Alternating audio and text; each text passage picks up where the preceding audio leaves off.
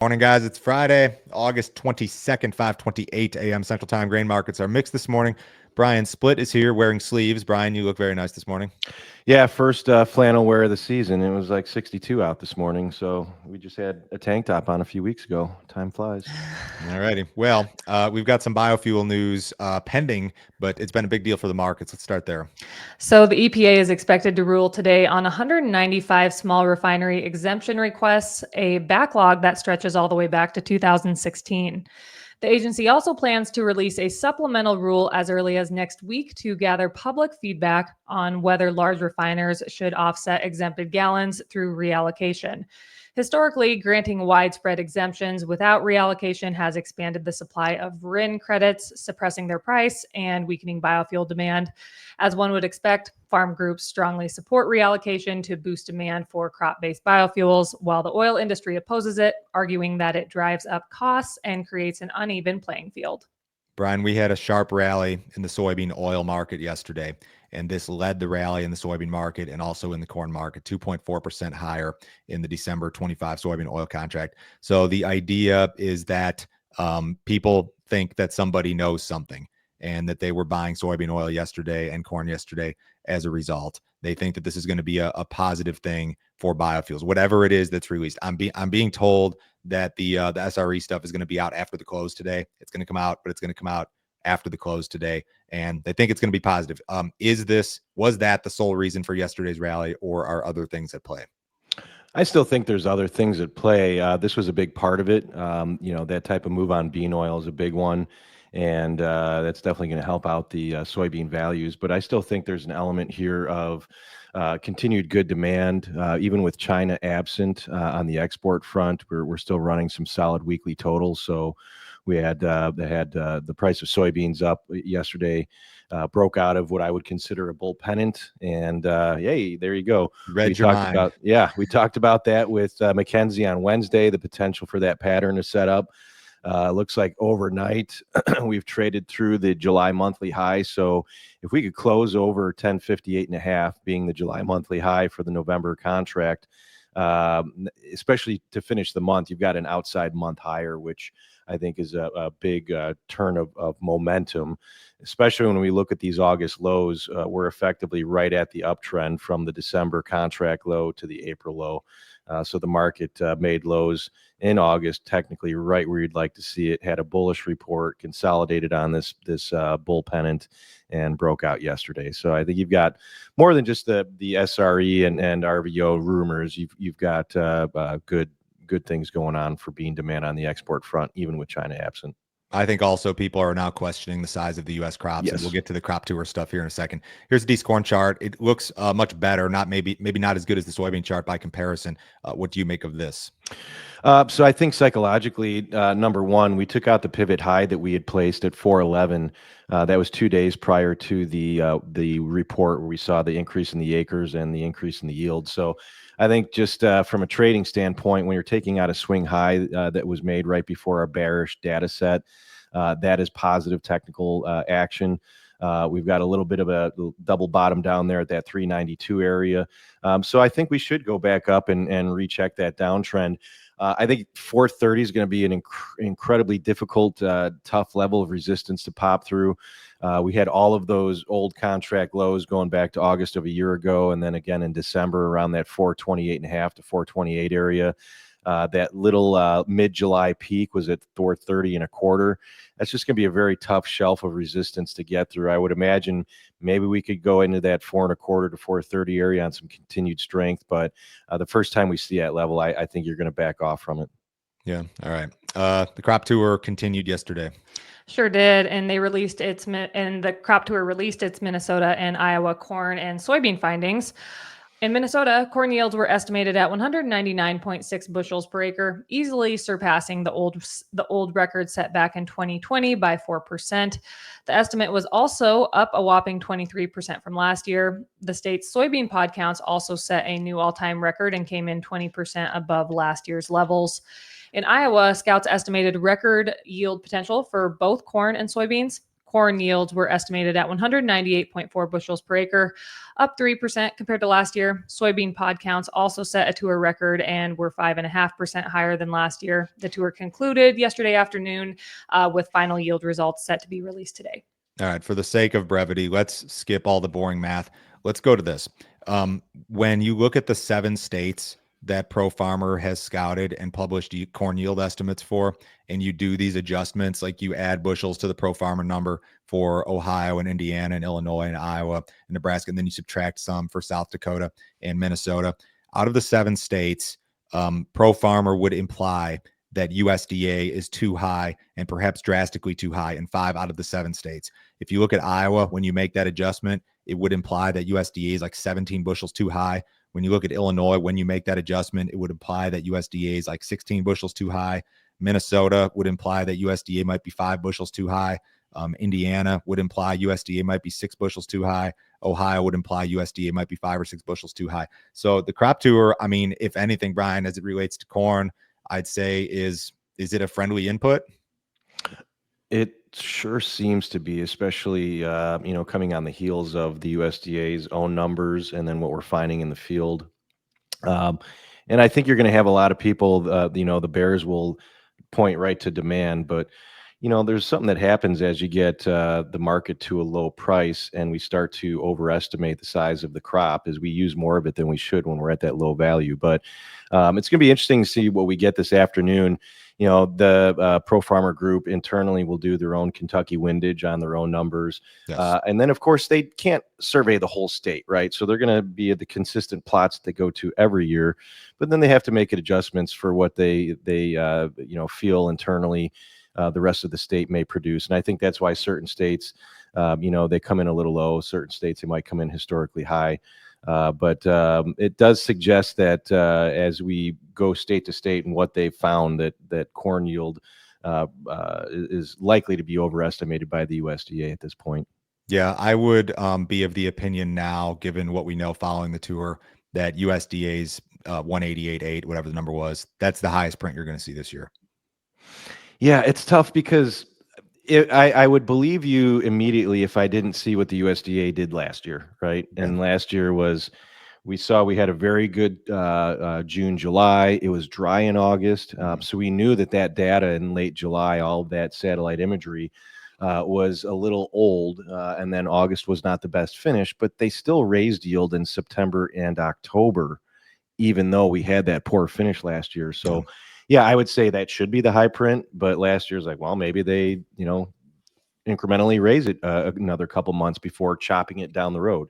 That was why they had such a lot of pushback last year, is how long it took them to really go back to what the yield truly was, even if that is what it was. Yeah, you guys just got to remember that at this point in time, Pro Farmer's not gospel. USDA isn't gospel. They're all guessing. It's not real yet. They're just estimates. Yeah, and 2%, right? What 2% margin of error right now is 4 bushels an acre. So it's like once you start getting up to these types of yield numbers, a general margin of error is significant. And Pro Farmer will tell you that. So they're going to put out their national yield estimates after the close today, I believe, or sometime this evening.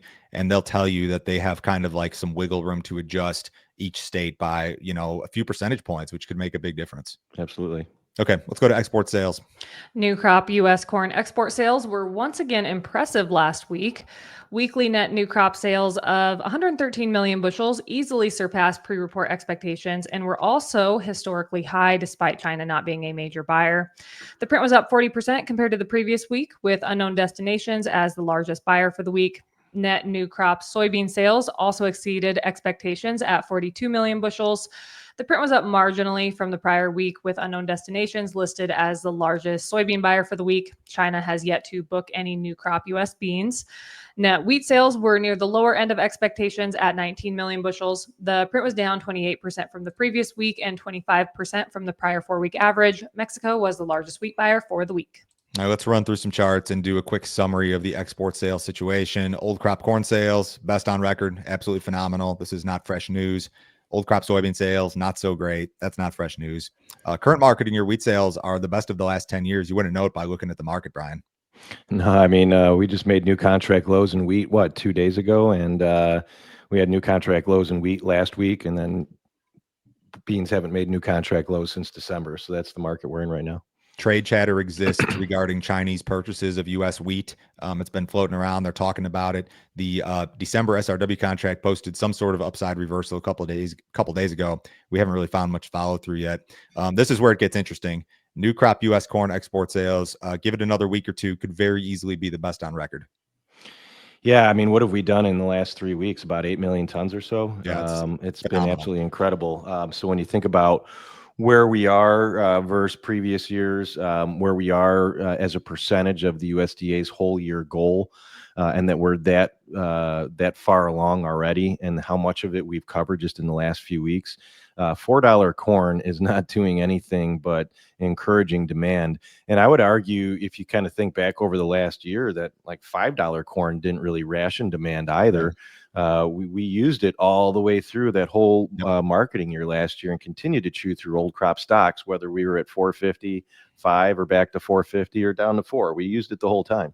Yeah. Okay. Here's the problem. One of the problems. New crop U.S. soybean export sales, second worst of the last 10 years because China is absent. Noteworthy, Brian, is the fact that unknown destinations account for nearly 40% of total new crop commitments. You think China could be part of that 40% to unknown? I think there's some speculation that they're part of that. I think there's some speculation that they're maybe potentially doing some pass-through buying. You know, are they getting some of their needs bought through Vietnam, for example, where it's being shipped somewhere to another destination first and then to them? Very possible. But the problem with soybeans is going to be, you know, as we progress over the next couple months, we're going to start talking about how big the next South American crop is going to be. We're going to see, you know, estimates of Brazil over 170 million tons.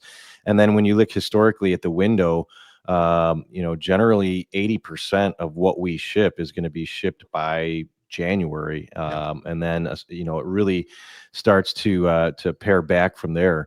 And again, that's just because of the timing of the new crop out of Brazil as you get into the early part of the calendar year. So the window that we typically have, again, the key word being typical, is getting smaller and smaller the longer we go into the calendar year without seeing a purchase. Now, something we talked about was, hey, 169 million tons this year, and last year was 154 million tons. So that's about, you know, a 15 million ton increase year over year. And if China's using, let's call it roughly 10 to 11 million tons a month, they came in last July, mid-July, and started buying. And if that larger Brazilian crop bought them maybe another month and a half or so based on the extra 15 million tons, maybe they should be coming in late August, early September, if it's just because Brazil had a bigger crop. If it's more than that and there's a trade element involved to it, then who knows? But they do had a little bit of Brazilian beans to work through first, more than they did last year. The trend has been that China has been buying less new crop U.S. soybeans early. Here's some stats for you. So right now we've got China has 0 new crop purchases on the books. A year ago, they had 2 million metric tons on the books for new crop. 2 years ago, they had 5 million metric tons on the books. 3 years ago, they had almost 10 million metric tons of U.S. beans for new crop delivery on the books. You can see the trend. It's lower and lower and lower and lower. Look at the trend of Brazilian production in the same time frame, right? It's all correlated. USDA released its weekly drought monitor data yesterday. Rainfall was limited across much of the Corn Belt last week, and because of this, drought conditions intensified in Ohio, Kentucky, Indiana, Illinois, and Missouri. The High Plains saw mixed outcomes, with some areas benefiting from rainfall, while others remained dry. North Dakota experienced significant improvement, with drought conditions nearly eliminated, while conditions in Kansas and Oklahoma slightly deteriorated. When we look at the percentage of U.S. areas experiencing drought, corn country 5%, soybeans 9%, winter wheat 31%, spring wheat 14%, and cattle country 15%. The drought monitor doesn't really tell you exactly what's happened so far month to date in the central and eastern Corn Belt. Here's precipitation rankings over the last 133 years. And if you look at the last, this is August month to date. You look at Ohio in particular, you're like among the driest of the last 133 years for the month of August. That's not really showing up in any significant degree on the drought monitor. Indiana is similar. Southern Illinois is similar. Missouri is similar. A lot of these places have turned very, very dry very quickly. And temperatures have been above normal, not as extreme as the lack of precip necessarily. What do you make of that situation in the East, Brian? It's just very similar last year. It's not the way you want to finish the crop. We're looking at potential test weight issues in corn in the Eastern Corn Belt. Kernel depth will be something that people are talking about there. Ear weight, I think, will be, again, a component of this here. And you go back to like the slides in the USDA report in November of a year ago, and ear weight was really kind of what led us to then say, okay, well, that was the thing that caused them to cut yield in the January report as big as they did. We're filling bean pods right now. So, as much as we talk about pod count, the tough thing is that shows that there's potential, but you could have huge pod count, and if there's little BBs in there for beans, the yield won't be there. You could have small pod count with massive beans, and you're going to have a higher yield. So the pod counts is one thing, but with the dryness that we're seeing in the Eastern Belt, it just shows the crop's not going to finish the way you want it to. Yeah, it's not ideal. All right, we've got some USDA funding news. Yep. So the USDA plans to close its Beltsville Agricultural Research Center, a facility near Washington, D.C., that many view as essential for research on pests, blight, and crop genetics.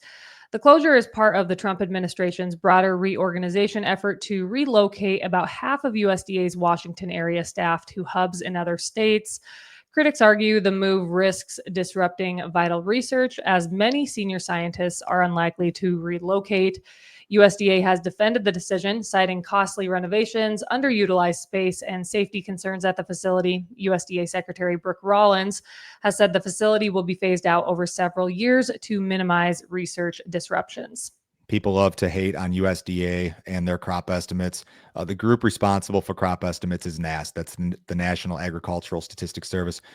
Their funding is being cut. It's projected to decrease by almost $3 million next year from this year's levels. I'm told that NASS is, at this point, Brian, drastically understaffed amid budget cuts and relocations. A lot of these people are being forced to relocate, and they're not going to do it. They're going to quit.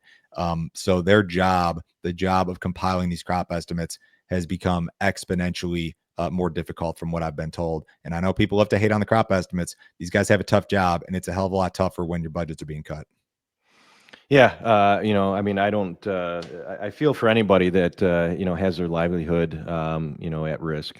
You take time to educate yourself and put yourself in an industry that you hope you can make a difference. And so, it's tough. But does that affect the? I think we're already seeing there's some effects to the release of the data. Yeah. We're seeing it in the export sales reports, things getting revised after the fact. So it is a problem. Hopefully things get better. Maybe if they redistribute some of the personnel from Washington, D.C., and then, I don't know. I mean, I think there's a problem in a generation as a whole where you've got a lot of baby boomers that are holding a lot of senior positions out there, where I think some young people could come in and do a good job too. So, having senior scientists not wanting to relocate, I don't know, maybe that's okay, that there's some scientists in other states that want to get to work too, that are younger and can, have a longer lasting impact. But I do think we are seeing an impact because of the staffing issues of how the data is released and how accurate the data seems to be recently. Here's the thing. Some people believe that USDA is like this evil cartel that puts out evil crop estimates, when in reality, NASS is a very small group of statisticians, and they are well-meaning. They see everything in a black and white world. That's what Pete Myers told me. They're statisticians. They're putting out statistics as they see them, and they are not infallible. They're very often wrong with their predictions or estimates, as is everybody else. What did cattle do yesterday? Cattle futures were mixed. Live cattle were 12 cents lower to 90 cents higher. Feeders were 7 cents lower to 60 cents higher. We have a cattle on feed report coming out here this afternoon. Cattle on feed as of August 1st are expected to be 98.1% of year-ago levels. Placements during July are estimated at 91.2% compared to last year. And marketings last month are slated to come in at 94.1% versus last year. I neglected to throw cattle charts in today, Brian. I apologize to the people, but you know what it looks like? It just goes straight up. How do you, very, very quickly, tell us how you go about analyzing a chart like that, you have no historical point of reference above the market? Yeah, I mean, I'm just trying to take it in little chunks, right? So all we have is these little smaller patterns of what we've done. Uh, Feeder cattle had a bull pennant. We broke out of it. We hit the objective. We pulled back. That started a new leg. That load that was made after hitting the objective of the previous bull pennant started a new consolidation event. We just broke out of that. So we're just kind of looking at the microcosm of these little pullbacks and consolidation events to see what they measure to. But one thing I would venture to see, we've had 3 weeks in a row where there's been like a Thursday or a Friday liquidation event. We haven't had a liquidation event this week, so we'll see. Is there a little bit of profit taking before the cattle on feed numbers, or is this a week where the liquidation doesn't show up? But man, I mean, it's just this is a market that's extremely strong. There's a lot of air pockets. It's hard to trade, right? I mean, you see, you break through a little number here, and then you run several dollars just because there's the amount of participants are backing off. Open interest is coming down as the market goes higher, and it's just getting more difficult to be in the market. Yeah, absolutely. Outside market's pretty quiet this morning. Everybody have a wonderful weekend. We will be back on Monday.